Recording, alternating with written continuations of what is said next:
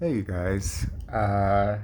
So, for starters, to say something about myself, tell you a little bit about myself. Well, my name is Alex. I'm 32 years old.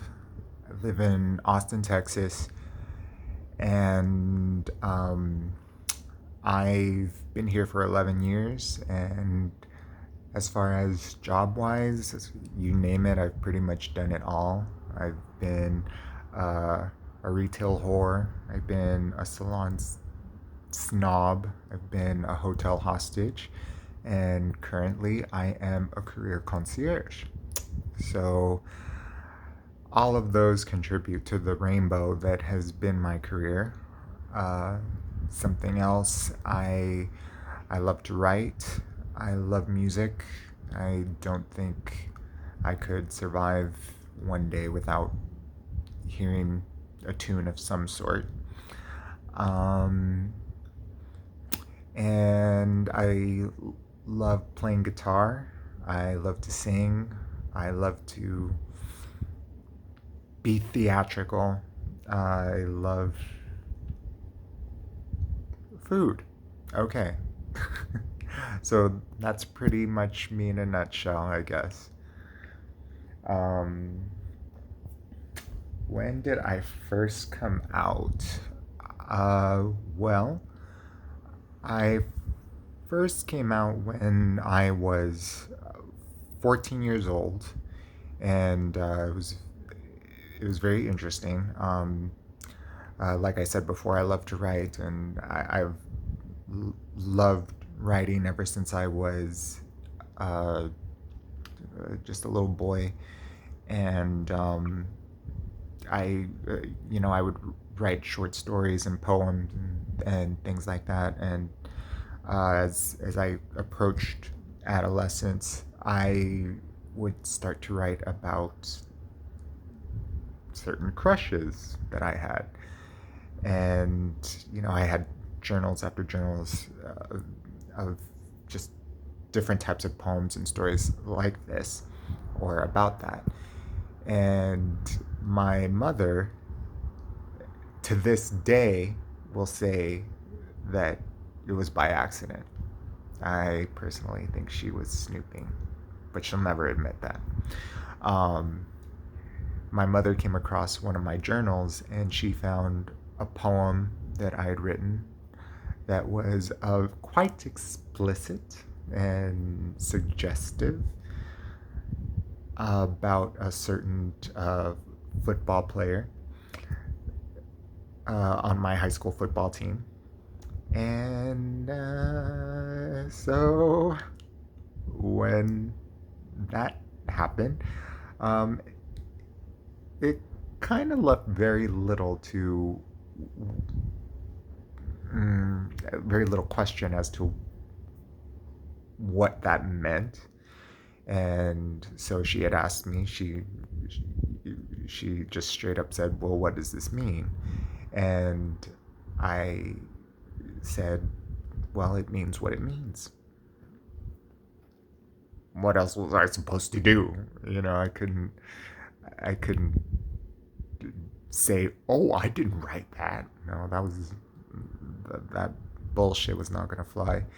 Um, but yeah, so that's how I first came out to my mother, and when that happened, she followed my answer with, "Whatever you do, don't tell your father," which leads me to my or the next question.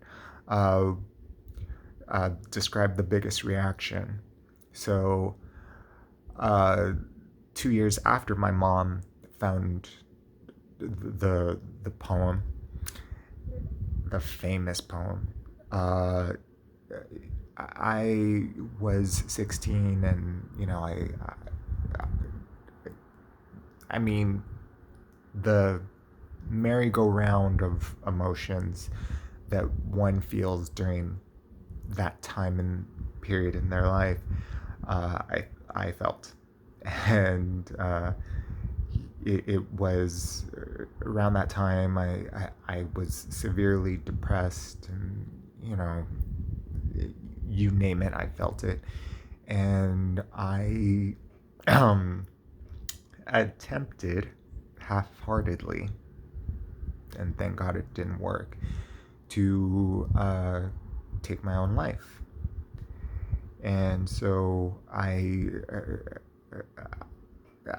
it must have, it really was a cry for help that I did that. And because I called my friend and I said that I was thinking about um, or that I really wanted to swallow uh, these pills, and it was like Sominex. And she told her parents, and her parents contacted the police, and the police came and did a check on me.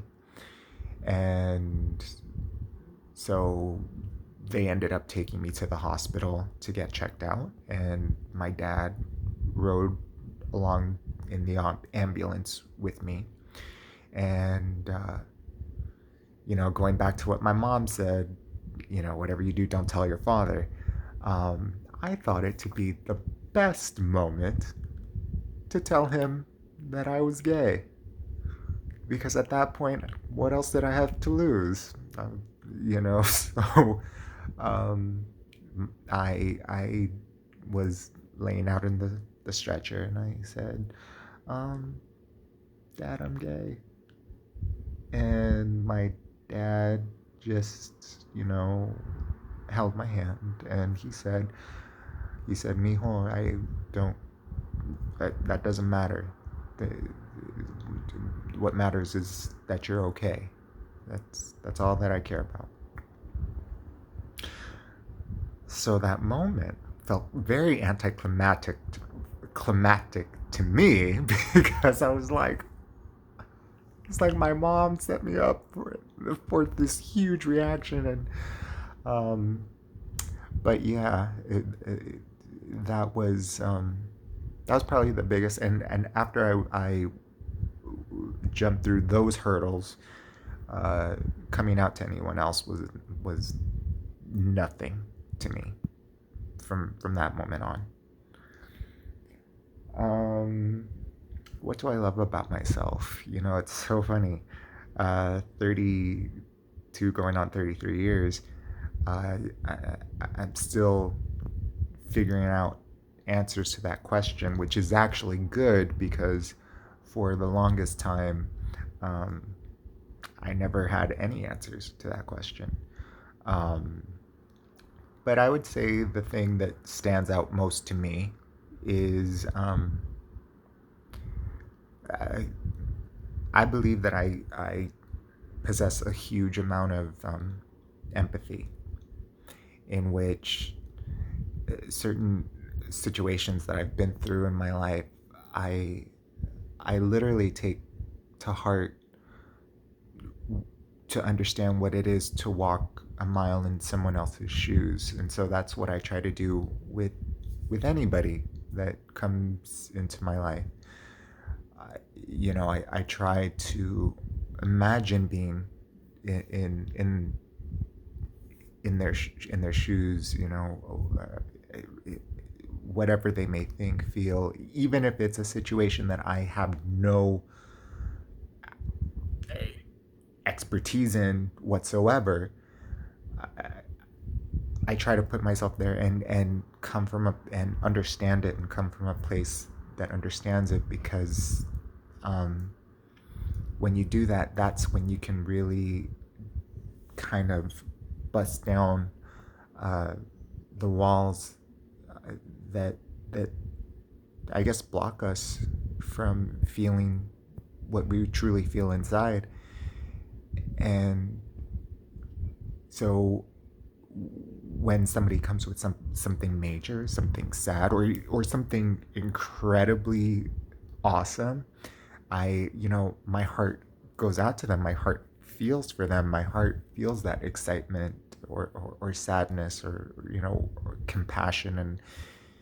And I think, even in such a jaded world, um, to to feel that, I mean, that's I think that that's tremendous. And I'm sure there's other little things that I might like about myself or love about myself. I'm sorry, but I would have to say my empathy, my compassion are pretty much like the biggest things, and just the things that come to mind first. So, do I have kids? Oh, well, I do not have kids, but I think that they are extremely uh, uh, wonderful, divine, adorable. Um, and, maybe they're in the cards for me, maybe not, but, you know, it's always a fun little thought that I have in the back of my mind of what it would be to have a little Alex or Alexa out in the world. Um, the pause. Hmm. When I saw that question, I was like, what? How do I want to answer that? And I would have to say that the first pause that I ever had, uh, probably the biggest pause that I ever had, and the last pause, big pause that I ever had, was when I was 15, and it was the first time that I ever told somebody that I loved them. And it was very frightening to me. Like, it was one of those things of, you have coming out, which is major, and you're figuring out yourself. You're trying to just put these pieces of what you are together, and you know being a teenager is tough enough, and then having a crush on someone is tough enough. uh,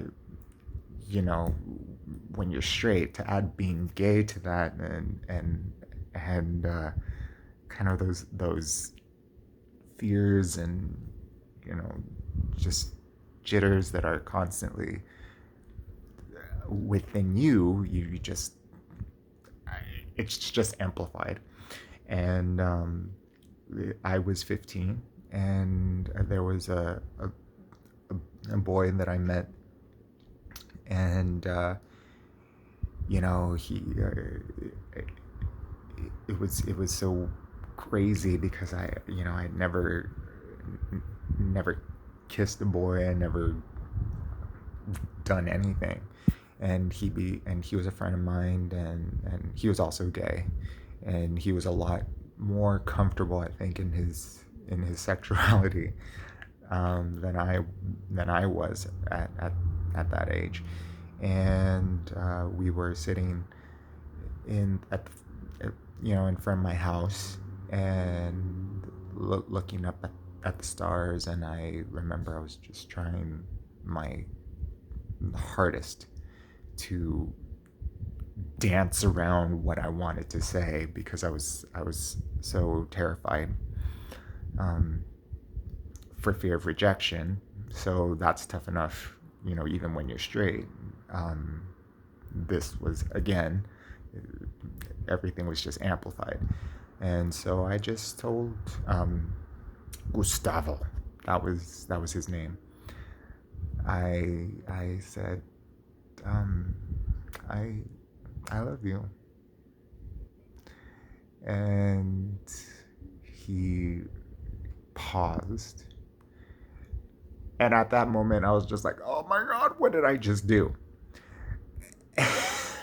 And you can't go back from that. So it, there it was. And he paused, and he he kissed me underneath a sky full of stars,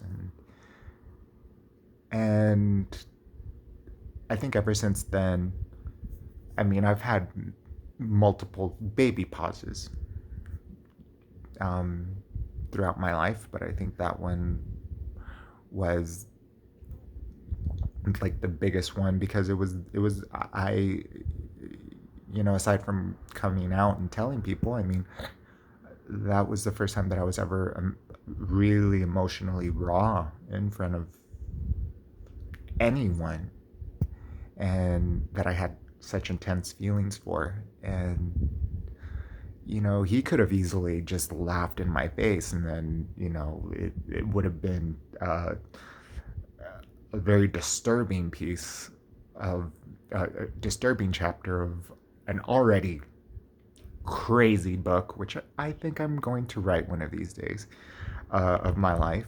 But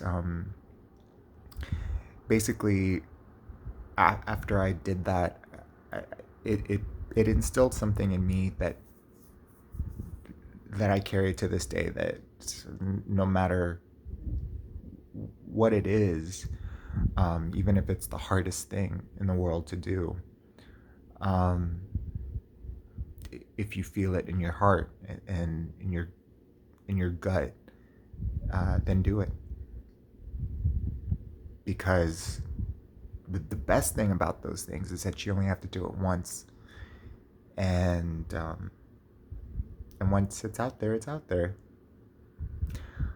And it may have been the hardest thing to do, or maybe not the most simple thing to do, but you've done it. You can say I've done it, and you can move on and you can build, and you just really go from there. So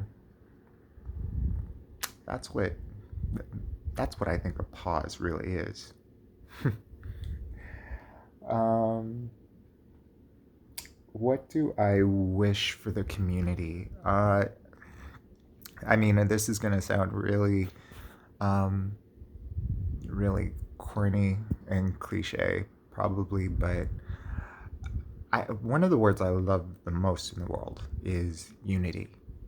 And, you know, I, I think the community, because, I mean, it's, uh, you know, not just in the past 40, 50 years has the community changed, just in the past five.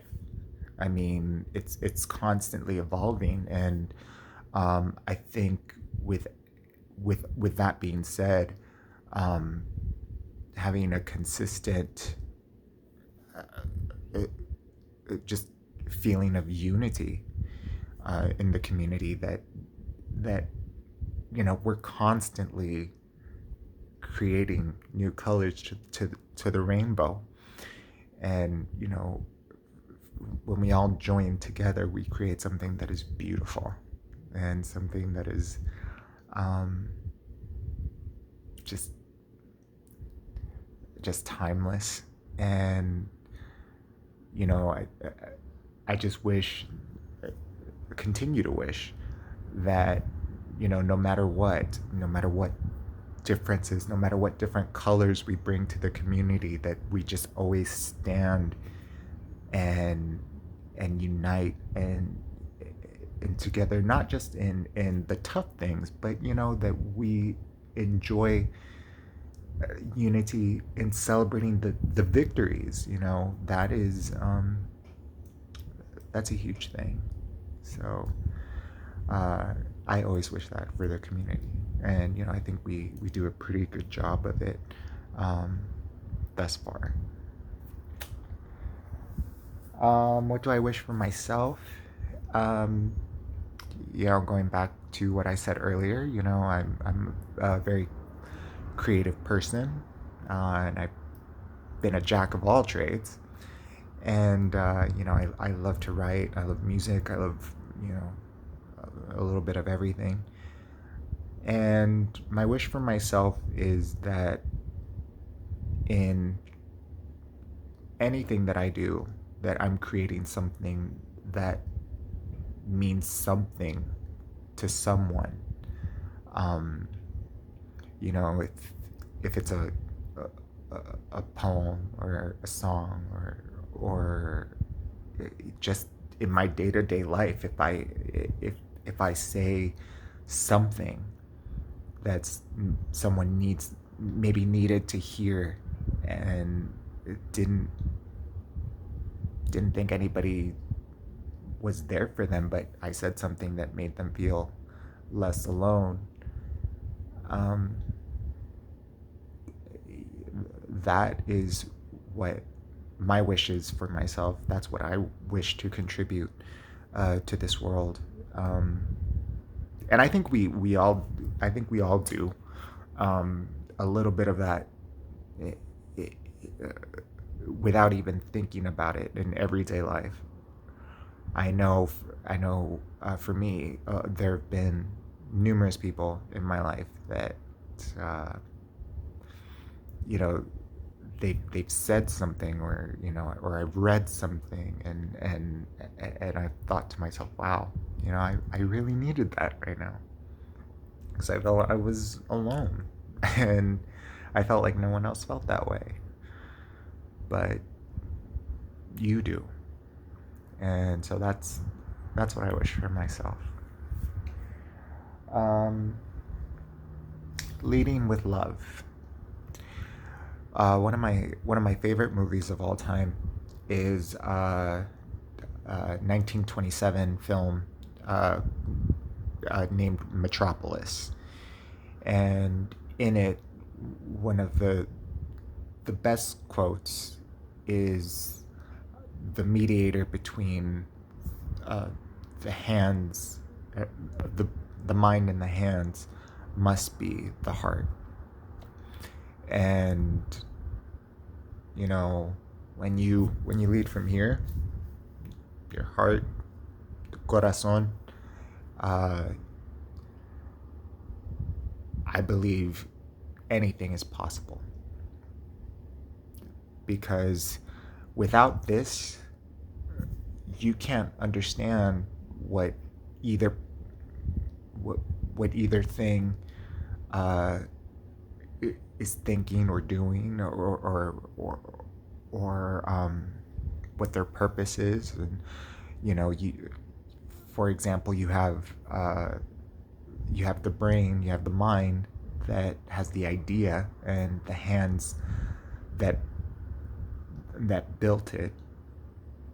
But if you don't have something in between, in which both can have an understanding of what each one contributes, then you're going to go nowhere. So, you know, leading with love, you're putting yourself in, basically, in that situation where you understand both sides, and you can meet each other in the middle, and that middle is the heart.